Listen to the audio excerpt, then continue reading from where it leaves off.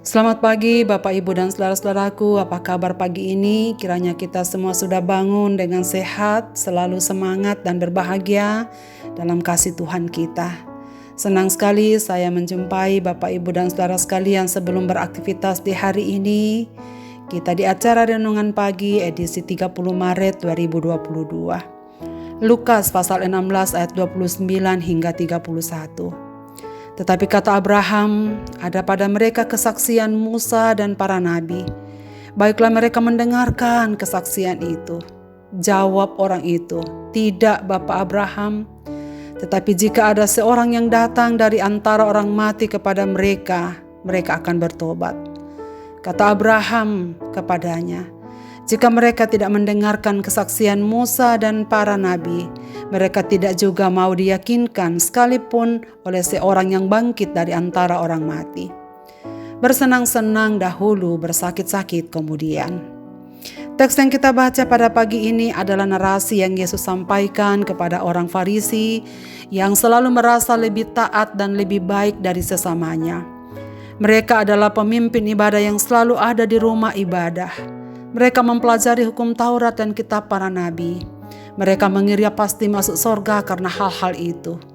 Maka Yesus membuka mata mereka dengan perumpamaan melalui orang kaya dan Lazarus.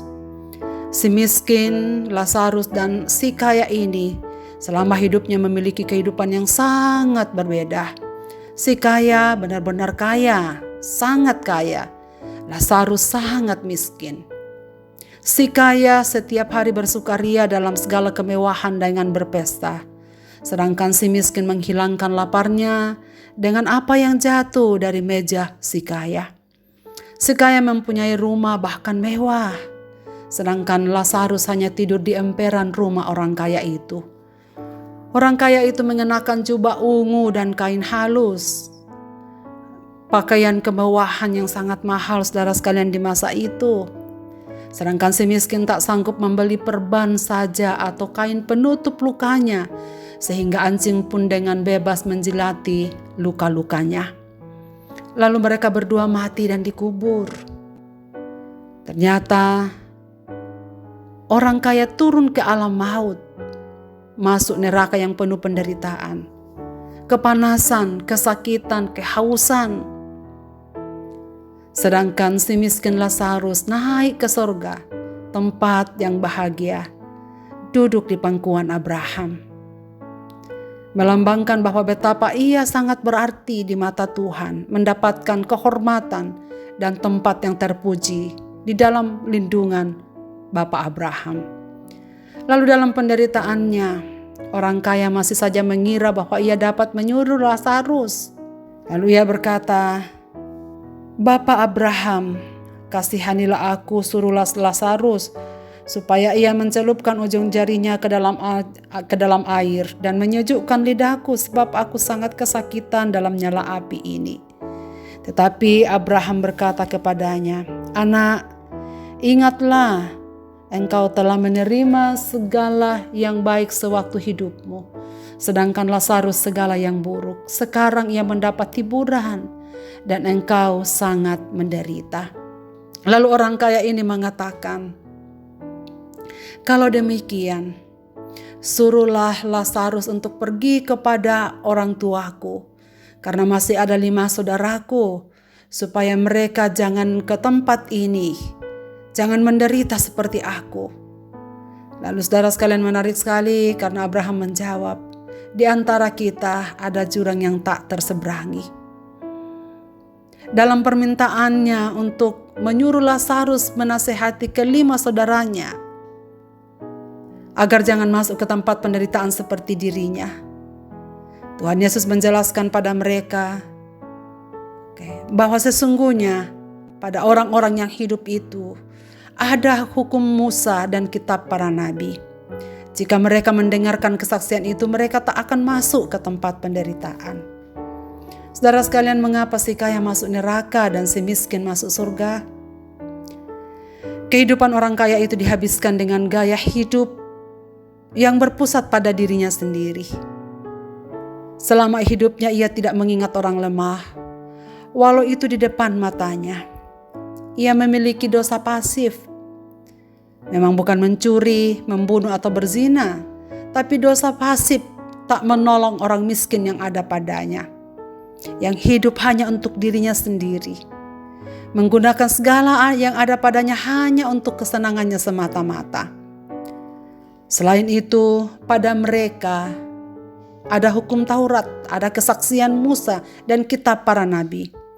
Namun mereka tidak hidup di dalamnya.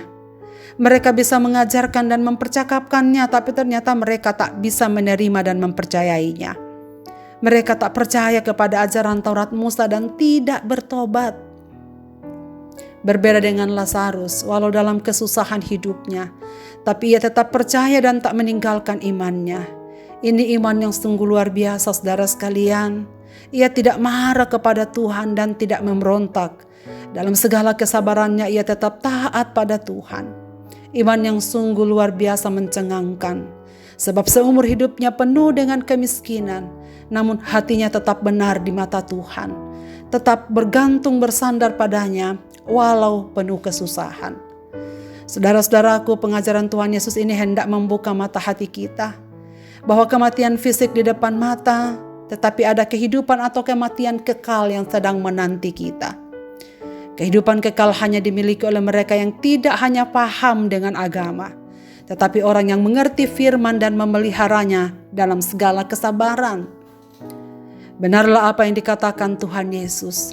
Apakah gunanya kita memperoleh isi dunia jika kita kehilangan nyawa? Hidup kekal hanya dimiliki oleh mereka yang percaya firman. Dan firman itu adalah Yesus Kristus sendiri.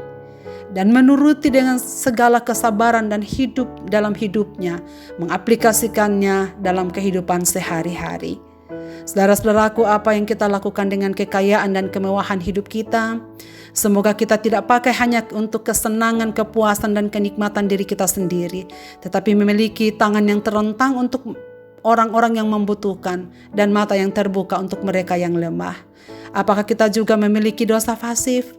Dengan sengaja tak mau menolong orang yang menderita, misalnya tak mau beribadah, tak mau terlibat melayani, tak mau membantu sesama, maunya dibantu, cuek dengan penderitaan orang lain, tahu berbuat baik tetapi tidak melakukannya. Jika demikian, saudara sekalian, apakah bedanya kita dengan si kaya yang masuk neraka itu? Saudara, kiranya Tuhan menolong kita untuk sungguh-sungguh memperhatikan firman ini. Marilah kita berdoa. Kami mohon ampun ya Bapa, karena sesungguhnya kami seperti orang kaya itu, hidup hanya untuk menyenangkan, membahagiakan diri sendiri. Ampuni kami karena kami tahu berbuat baik, tapi tak mau melakukannya. Ampuni kami karena tak mau membantu orang yang menderita. Ampuni karena kami tak memperhatikan perasaan orang lain yang mungkin terluka dengan sikap kami. Ya Roh Kudus, bimbinglah kami untuk berjalan dalam terang firman-Mu ini. Kami mengingat saudara-saudara kami yang menderita, sakit penyakit, karena kedukaan, karena pergumulan ekonomi, karena masalah keluarga dan kelemahan-kelemahan lainnya. Ya Bapa, kasihanilah mereka, berilah damai sejahtera-Mu di hati mereka. Ke dalam tangan-Mu Bapa, kami serahkan hidup kami di sepanjang hari ini. Demi Tuhan Yesus Kristus, kami datang kepadamu ya Bapa. Amin. Selamat beraktivitas Bapak, Ibu, dan saudara-saudaraku. Tuhan Yesus memberkati kita dengan firman ini.